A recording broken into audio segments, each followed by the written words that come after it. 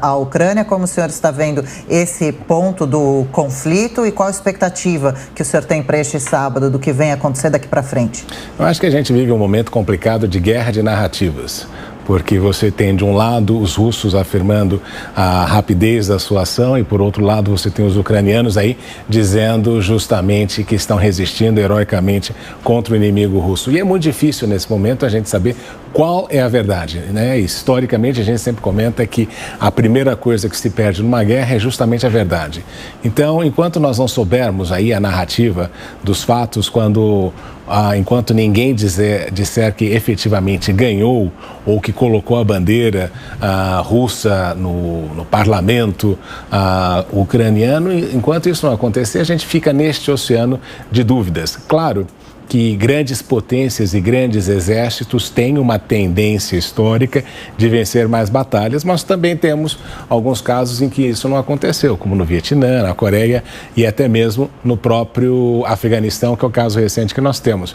Mas resta saber aí qual é o tamanho da resistência ucraniana e, de fato, ver quanto tempo os russos estão dispostos a carregar essa questão aí da guerra com o armamento que estão utilizando no momento, sem utilizar algo mais pesado. Diogo? Professor, desde que essas tensões começaram alguns meses atrás e com mais intensidade nas últimas semanas, a gente sempre via aquelas análises que diziam que Putin não daria aquele passo a mais, né? De que aquilo era... essas tropas ao redor da Ucrânia eram mais uma espécie de chantagem. Depois ele declarou a independência, reconheceu a independência desses territórios separatistas e mais uma vez se afirmou que ele não passaria daqueles territórios, que ele estabeleceria seus pés ali e isso criaria um fato consumado que impediria, por exemplo, a Ucrânia de entrar na OTAN, que era basicamente o seu objetivo. Agora Putin está aí com suas tropas às portas de Kiev. Pode-se imaginar que ele possa ir também além e entrar em outros países que podem eventualmente querer entrar na OTAN? Enfim, há uma possibilidade, já que todas as previsões anteriores não se confirmaram, que Putin realmente queira dar ainda outro passo em direção à Europa? Olha, eu inclusive vou fazer uma meia-culpa que eu também não vi isso, né? Eu até achava que o Putin exerceria pressão, mas eventualmente não faria tudo aquilo que nós estamos vendo. Mas a realidade é o seguinte, nós vivemos aí um momento de reconstrução da esfera russa. Isso que é importante nós entendermos. Isso desapareceu com o colapso do Império Soviético e Putin tem repetidamente dito que ele gostaria de restaurar isso. Então nós estamos voltando aqui àquela época dos grandes impérios, um deles sendo a Rússia com a sua área de influência. E nesta área de influência, obviamente que um dos elementos importantes é a origem histórica, tanto é que foi essa menção que ele fez no longo discurso que ele fez, e também até mesmo a questão étnica, né? Então, nesse sentido da questão étnica, ele está buscando ali estabelecer uma restauração que inclua a Ucrânia, a Moldávia e a Bielorrússia, justamente para fazer parte desta herança e desta esfera russa. Então, nós precisamos aqui colocar os nossos olhos de analistas do século XIX e começar a entender como é que funcionavam as coisas nessa época. E eu acho que um dos elementos que provavelmente alterou isso, e não sou eu que estou falando sozinho, é que muita gente acha que a pandemia teve aí, criou no Putin algumas mudanças de comportamento em que ele passou a tomar algumas medidas aí para justamente ser entendido e entrar para os livros da história como aquele grande restaurador daquilo que foi a Rússia no passado, daquilo que foi o Império Soviético. Professor, há muitos anos o senhor conversa conosco aqui na Jovem Pan, o senhor tem uma especialidade grande sobre a política americana, então já que o senhor falou dos antigos impérios ou de configurações da geopolítica, as configurações passadas, e como é que fica os Estados Unidos nessa história? Porque uma narrativa que surgiu nessa semana é de que se o presidente não fosse o Joe Biden, a situação seria outra, que os Estados Unidos poderiam responder à altura. O senhor acredita nisso realmente? E os Estados Unidos fazem um papel correto de tentar apenas dialogar e não entrar numa guerra, não entrar no conflito, professor? Eu ouvi bastante isso também, Tiago. Se Trump fosse o negociador, a situação seria diferente.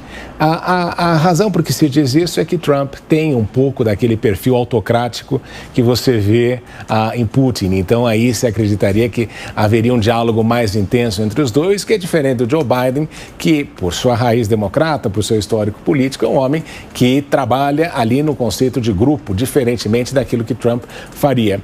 Mas vamos lembrar também, Tiago, que quando Trump fez a negociação com a Coreia do Norte, em que ele buscou uma dinâmica parecida de ser um líder autocrata, esta agenda que ele queria também não avançou muito.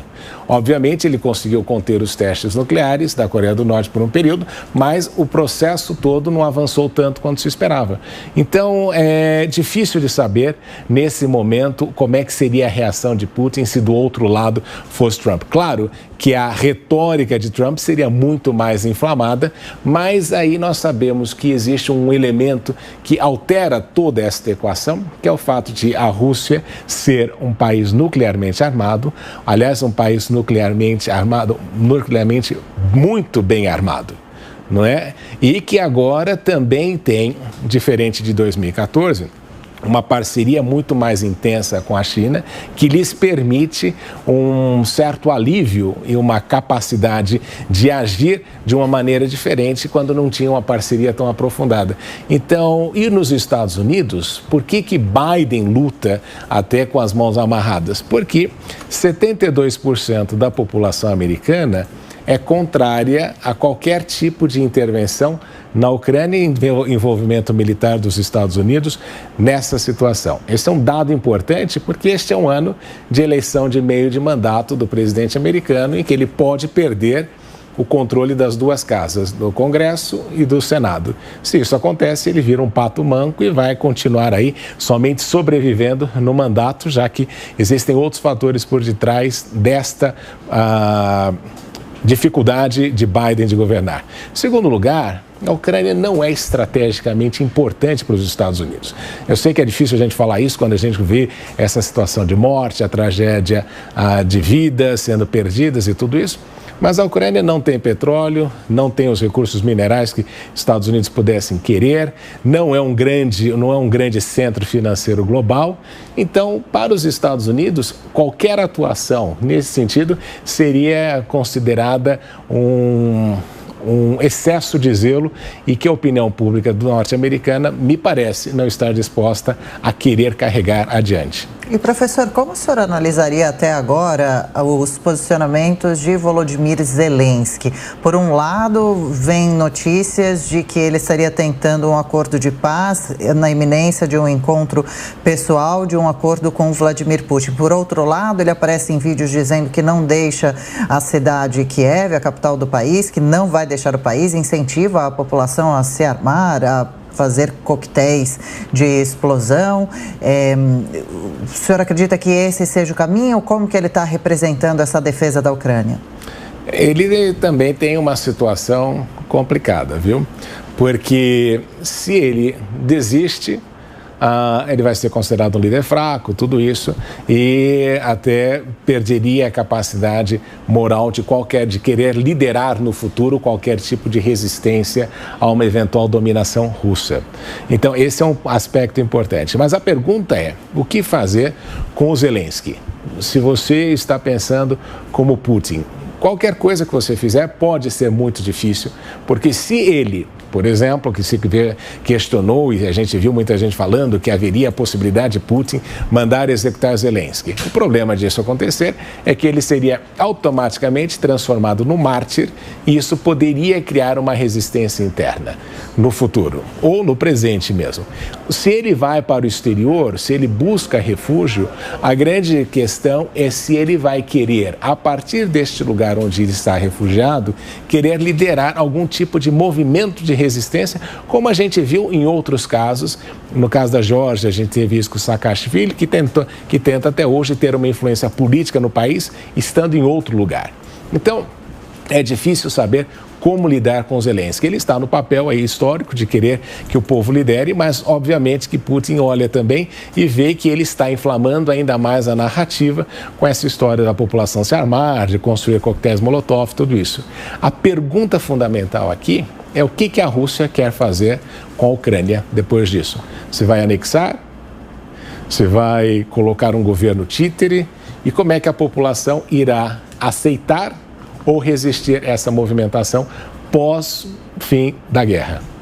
Estamos conversando com o professor Marcos Vinícius de Freitas, de Relações Internacionais. A gente faz um rápido intervalo para as rádios e também para a TV Jovem Pan News, mas a gente continua com a transmissão no YouTube. E antes do nosso intervalo, só queria passar uma informação, um tweet que acaba de ser postado pela Força Aérea Brasileira. A Força Aérea Brasileira, sob orientação do Ministério da Defesa e coordenação do Ministério das Relações Exteriores, está colocando de prontidão 2 aeronaves para possível transporte de brasileiros que estão na Ucrânia. Portanto, essa informação que acaba de chegar, uma postagem feita pela Força Aérea Brasileira no Twitter. Daqui a pouco também outras informações. 11h30. Repita. 11h30.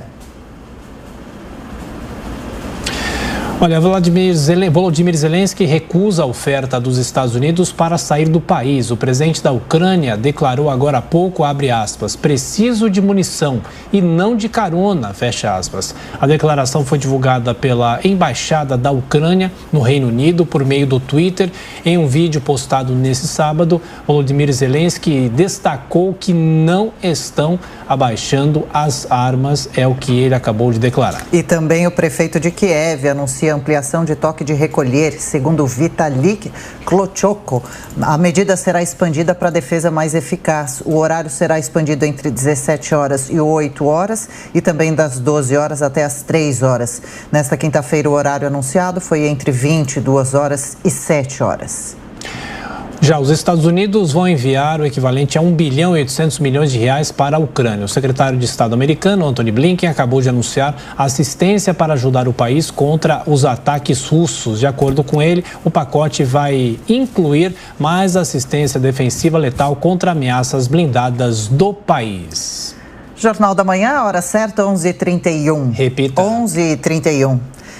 Cada vez mais líderes europeus apoiam endurecer sanções contra a Rússia, incluindo cortar o país da SWIFT, a rede mundial de comunicação entre bancos. O pedido veio do presidente ucraniano Volodymyr Zelensky, já foi defendido pelos primeiros ministros Mario Draghi, da Itália, também por Mateusz Morawiecki, da Polônia, e Viktor Orbán, da Hungria. Daqui a pouquinho a gente vai debater mais sobre esse assunto aqui no Jornal da Manhã, tentando entender quais são principalmente as consequências dessa medida que atinge diretamente o setor da economia, o setor de transações financeiras, extremamente importante para o país, para a Rússia, medida imposta. 11h32. Repita. 11h32. Agora sim, sobre o assunto da SWIFT, de mais essa, então, imposição colocada por outros países à Rússia, Diogo, quanto isso deve dificultar a vida de Vladimir Putin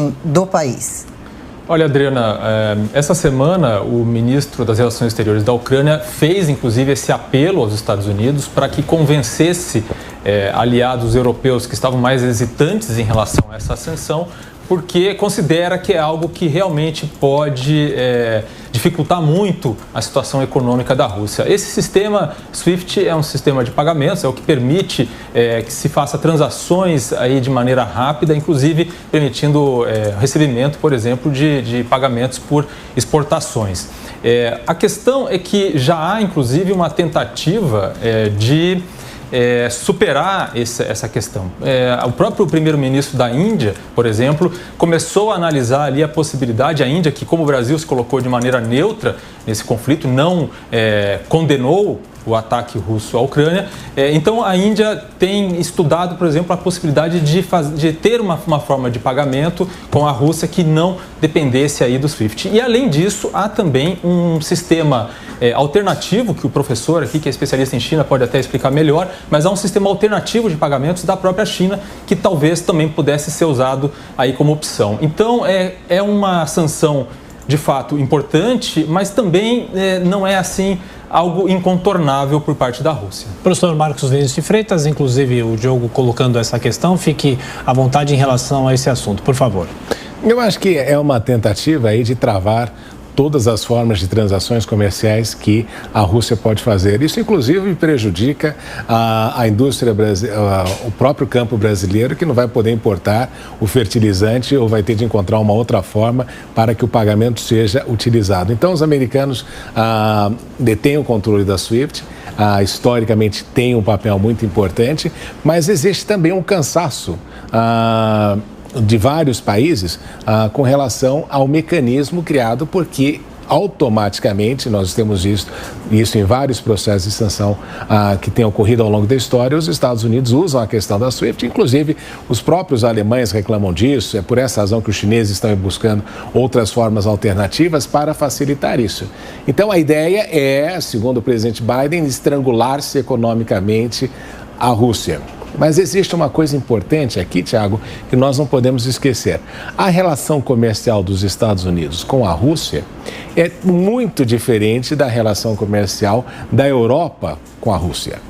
Então, nós vemos que mesmo o próprio Draghi, que fala, vamos cortar aí a SWIFT, como foi mencionado anteriormente, ele foi um dos primeiros a dizer, olha, coloquemos sanções, mas, por favor, não mexamos na parte de energia.